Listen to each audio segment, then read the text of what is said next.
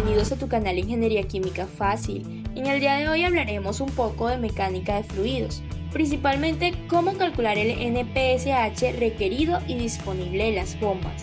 Esto con el objetivo de conocer si una bomba está cavitando o no. Teniendo claro esto, vamos a proceder a un ejemplo muy didáctico que le puede servir a ustedes para entender la diferencia entre NPSH requerido y disponible, y cómo saber si una bomba está cavitando.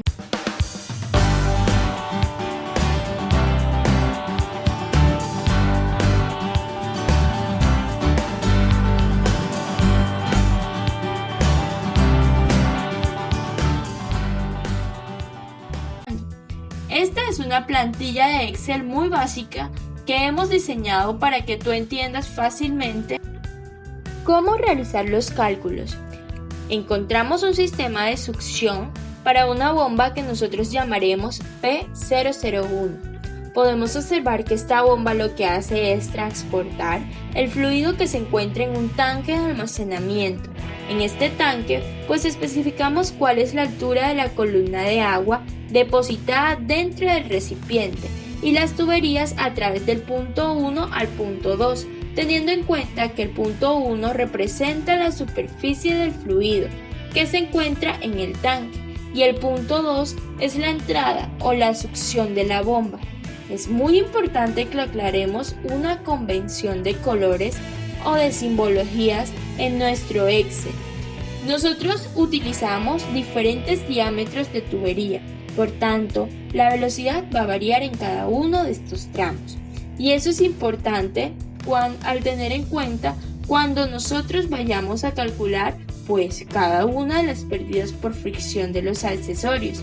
Así pues, nosotros consideramos como convención que la línea azul representa el acero de 20 pulgadas,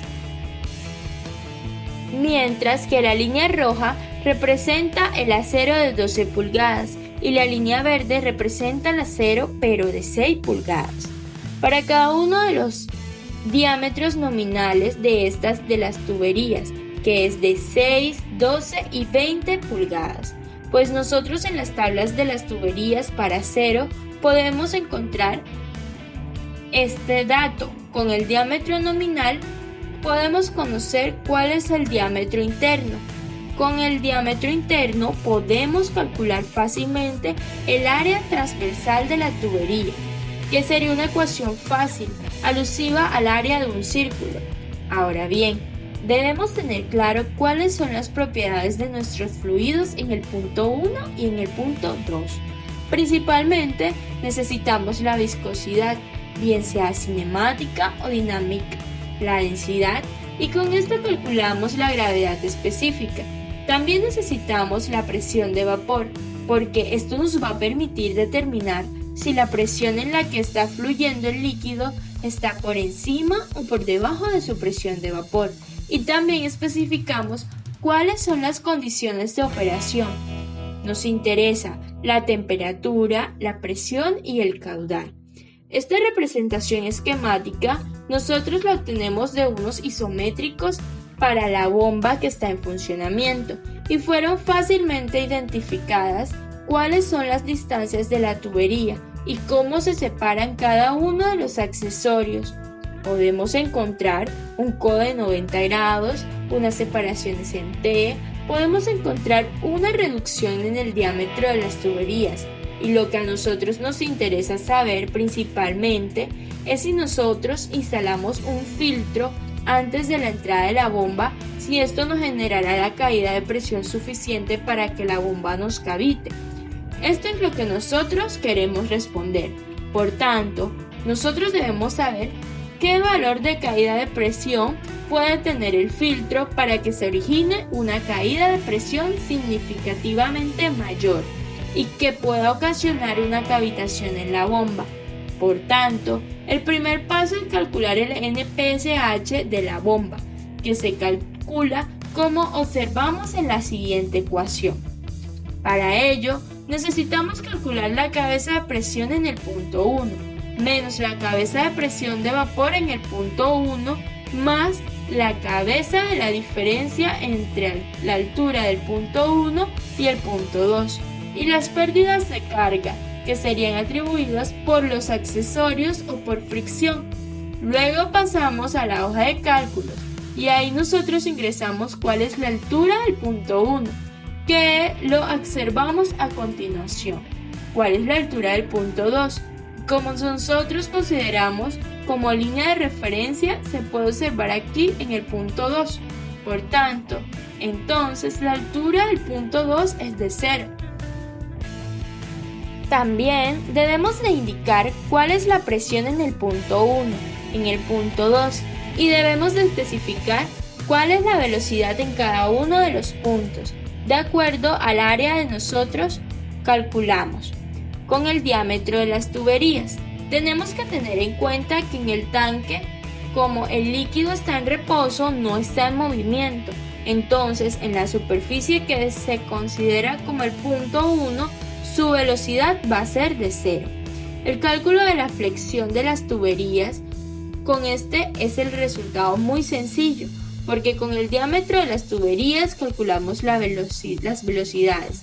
Luego de las velocidades se pueden calcular el número de Reynolds. Con el número de Reynolds nosotros hallamos la rugosidad, que ustedes pueden observar que esa rugosidad depende del tipo de material y la rugosidad relativa, que sí es la relación entre la rugosidad absoluta y el diámetro. El factor de fricción nosotros lo calculamos con una ecuación sencilla mostrada a continuación y por tanto también necesitamos la longitud de la tubería y eso es sumando cada uno de los tramos que nosotros indicamos en el diagrama. Es importante que identifiquemos cada uno de los accesorios que se encuentran ubicados en la tubería para nosotros calcular las pérdidas por accesorios. Las pérdidas por accesorios son atribuidas a la salida de la torre, codos de 90 grados, conexión estándar en T, válvulas de compuerta, válvulas de mariposa, reducciones y los filtros. Y aquí nosotros indicamos las pérdidas por longitud como L1, L2 y L3. ¿Por qué hacemos estas distinciones? Porque cada tubería tiene su diámetro y por tanto se generan diferentes pérdidas por accesorio. Entonces, aquí estamos muy claros en especificar cuál es la tubería y qué cantidad de estos accesorios se encuentran en este tramo de tubería. Luego de calcular los valores de K, nosotros calculamos los K totales, multiplicando por el número de sus accesorios que se encuentran en la tubería. Y para calcular los coeficientes de fricción por accesorio, nosotros utilizamos las ecuaciones mostradas a continuación, que son funciones del factor de fricción Ft, y así pues, teniendo las pérdidas por accesorios y tuberías que nos arrojó de 0.67 pies, procedemos a determinar la diferencia de altura y también la cabeza por la presión de vapor y la presión en el punto 1.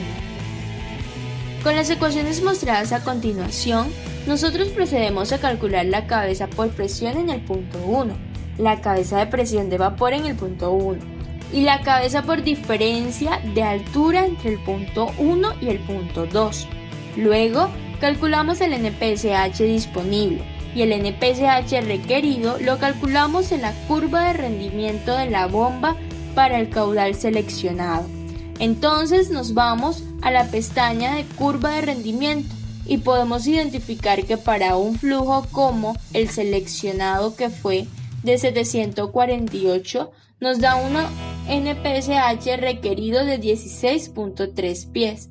Luego de esto, nosotros lo que procedemos a hacer es a darle diferentes valores a lo que sería el coeficiente de fricción por accesorio del filtro y nos va a dar una caída de presión particular con los diferentes valores de coeficientes de los accesorios. Entonces lo que nosotros procedemos a hacer es volver a recalcular la cabeza por pérdidas por accesorios y las pérdidas por tuberías. Entonces, sumando las tuberías y los accesorios nos da las pérdidas totales y con eso recalculamos el NPSH disponible y el NPSH requerido permanece igual, de 16.3. Luego hacemos una representación gráfica de los resultados y el punto en el que cortan las dos gráficas del disponible con el requerido nos va a indicar la caída de presión máxima que puede soportar el sistema para el filtro. Entonces sería 70.87 psi. Pero como nos damos cuenta, para los filtros normalmente las caídas de presiones no son tan elevadas y son aproximadamente 5 psi. Y nosotros llegamos a la conclusión que adicionar un filtro no va a generar cavitación en la bomba, porque las caídas de presión que pueden alcanzar no van a ser superiores a los 70 psi que nosotros calculamos. Espero que te haya gustado este ejemplo y que haya sido muy fácil para ti calcular los NPSH requeridos y disponibles. Si te gusta este video, suscríbete, dale like y comparte.